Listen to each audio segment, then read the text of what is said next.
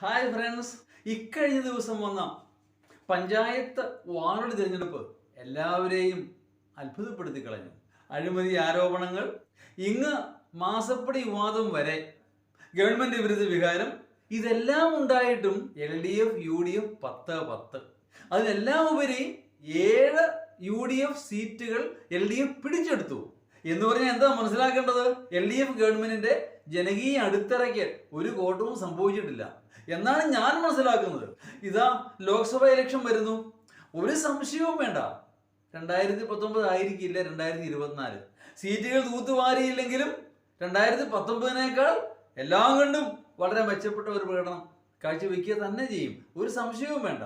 അതിലെല്ലാം ഉപരി പാർട്ടിയിലോ ഗവൺമെന്റിലോ ഒന്നും ശ്രീ പിണറായി വിജയന് യാതൊരു എതിരാളിയുമില്ല. എങ്ങാനും എതിരാളി വരാൻ സാധ്യതയുള്ള ശൈലജ ടീച്ചറും തോമസ് ഐസക്കും ഒക്കെ ഇനി പാർലമെന്റിലേക്ക് ജയിച്ചാലും ഇല്ലെങ്കിലും, ജയിച്ചാലും നല്ലത്, ജയിച്ചില്ലെങ്കിലും നല്ലത്. എങ്ങനെയാണെങ്കിലും LDF ഗവൺമെന്റിന്റെ കാര്യം സുഭദ്രം. ശേഷം കാത്തിരുന്ന് കാണാം.